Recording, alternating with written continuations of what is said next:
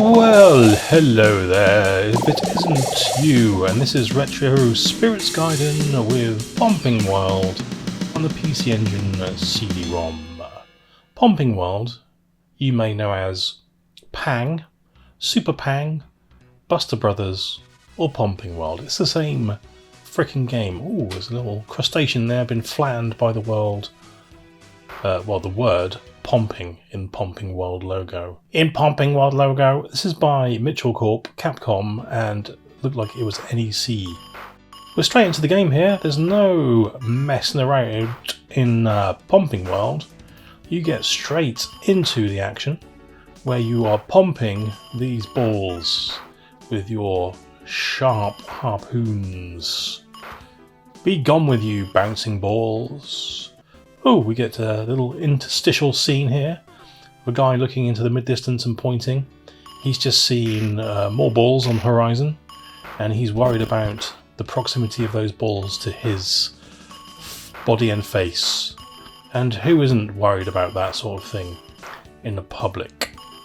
You can shoot the fruit to collect the fruit. Oh, I just got a ball in the head. That means I lose a life. It's pretty simple, this game. You shoot the balloons with your harpoon or one of the extra weapons you pick up, of which there are a few. This is a double harpoon. You get a sort of a laser shot. The clocks freeze time. You get the harpoon there which stays in place, which sometimes is useful but other times irritating. And what else do you get? You get like a egg timer which gives you more time. Ooh, he's winking at someone there. He's gonna alright mate, I'm just gonna shoot with this harpoon gun. How do you like that? What else do you get out of the bubbles? You get dynamite, and if you pick up a dynamite and you've got loads of big bubbles on the screen, it turns every big bubble into small bubbles, and that can be quite manic. Oh, and you get a shield. There's lots of animals flying around in this version of the game. They do different things. They can stun you, so you can't shoot harpoons. I don't think any of them actually kill you. Here's a world map. You're flying your little Pumping World plane to go and pump some more stuff in another location.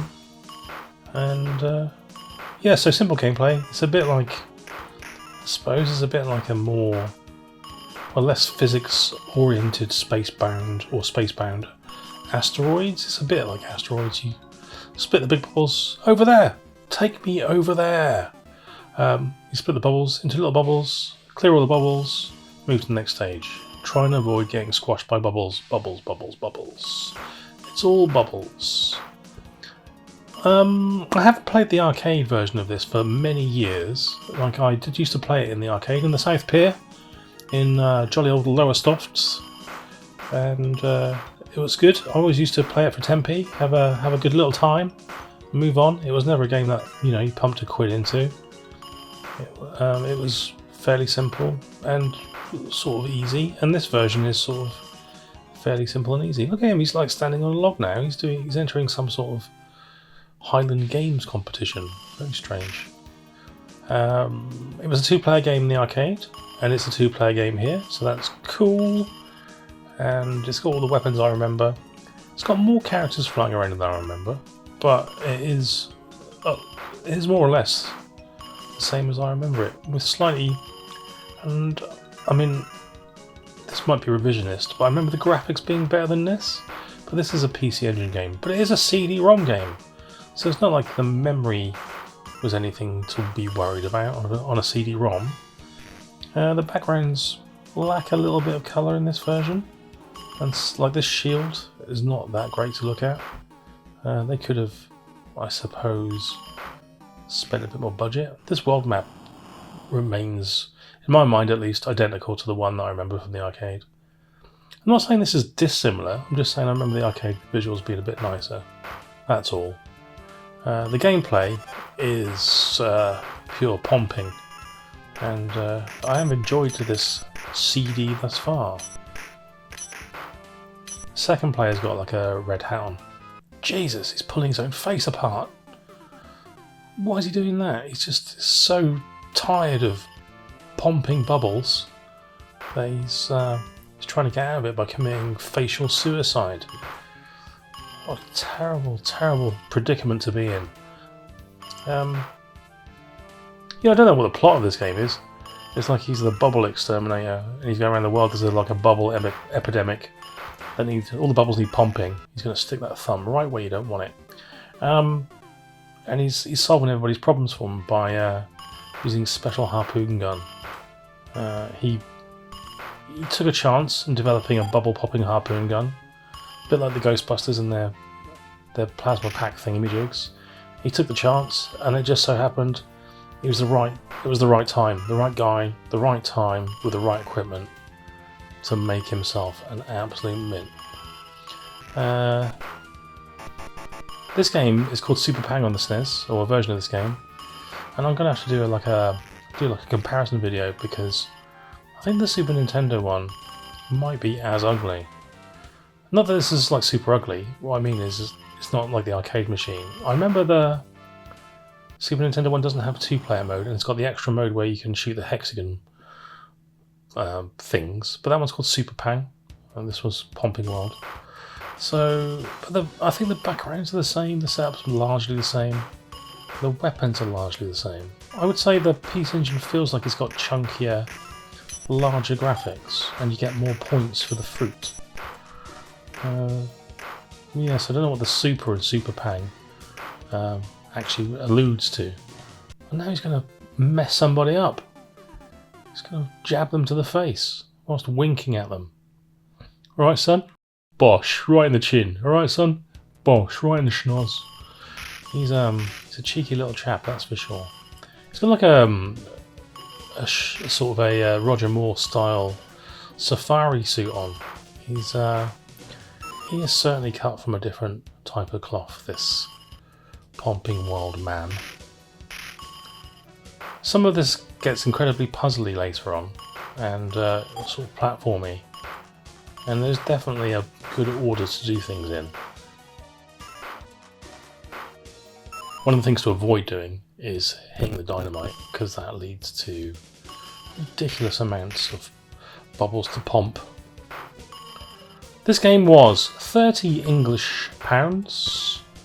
I got it from eBay. It was a minty CD with a spine card and a nice case, so that was all good. I don't think this is a super popular game because it's a super simple game. Like I say, it's a bit like Asteroids with kind of bitmap graphics rather than vectors, and added wasps. And but it is a good time. I enjoy this game. If I need to chill out for 10 minutes from I don't know, playing the latest shoot 'em ups or a spot Street Fighter 2 maybe, I'll put Pumping World on, and it gives me a little bit of a palate cleanser from diving straight back into Battle Gorega or something. Oh yes, Pumping World is good, clean, honest fun. For 30 quid, you can get it on the PC Engine CD. Lovely stuff. We can get it cheaper than that as well. Like if you buy a lower quality copy in terms of like, if it doesn't have a spine card or if the disc is a bit scratched, you can get it for less than that. Like I said, this game is not super popular. One of the cheap CD-ROM games, I would say. Well, one of the cheap named CD-ROM games. And I suppose you could see why, but it is a good game. There we go. That's Pumping World. I must collect all the fruit. Is this Uluru? Am I in front of Uluru here? Or Ayers Rock for those who are less politically correct than me? Is this Australia? I didn't take any notes of the map screen that time. Did I make it to Australia? This is what's going on. Australia seems to have a specific problem with too many platforms and its goddamn national monuments.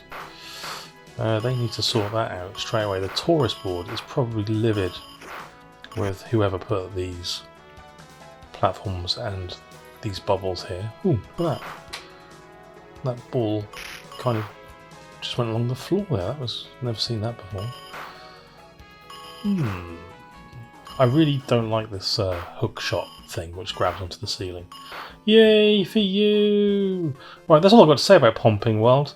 It's good, it's pretty cheap. If you got the Turbo Analog Duo, or you've got like a CD-ROM for your PC Engine, and you like arcade style games, I don't see why you wouldn't own this. is pretty decent, I would suggest. Do you think it's probably a bit more accurate to the arcade than Super Pang on the Super Nintendo? In terms of like sound effects, graphics probably, and the amount of animals that fly around. But I don't know if it's really a better game or just the same quality. Like I say, I'm gonna have to do a side by side between this and the Super Famicom version. But until that day comes, be happy in the knowledge that Pumping Wild is Super Pang is Buster Brothers, and it's on the PC Engine, and it is good. Ta-ra!